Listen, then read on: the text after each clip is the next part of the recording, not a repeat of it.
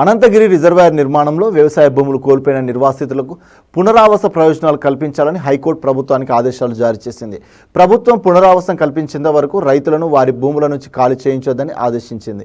కాళేశ్వరం ప్రాజెక్టులో భాగంగా రాజన్న సిరిసిల్ల జిల్లా అనంతగిరిలో నిర్మిస్తున్న రిజర్వాయర్ నిర్మాణంలో వ్యవసాయ భూములను కోల్పోయిన రైతులకు పునరావాసం కల్పించాలని హైకోర్టు ప్రభుత్వాన్ని ఆదేశించింది.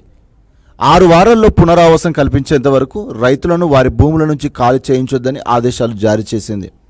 అనంతగిరి రిజర్వాయర్ నిర్మాణానికి నిబంధనలకు విరుద్ధంగా భూసేకరణ చేపట్టారంటూ సిహెచ్ లక్ష్మారెడ్డితో పాటు మరో 29 మంది రైతులు 2018లో హైకోర్టును ఆశ్రయించారు.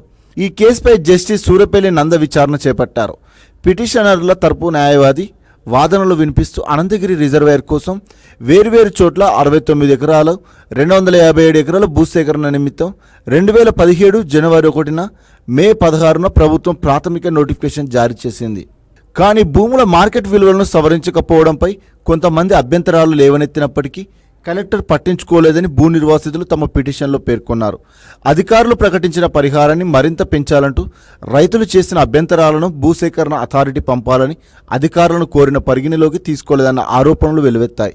పునరావాస ప్రయోజనాలు కల్పించకుండానే పిటిషనర్ల పక్క భూముల్లో పనులు మొదలుపెట్టారు. అడ్డుకోవడానికి ప్రయత్నిస్తే పోలీసుల ద్వారా బెదిరించారని తెలిపారు.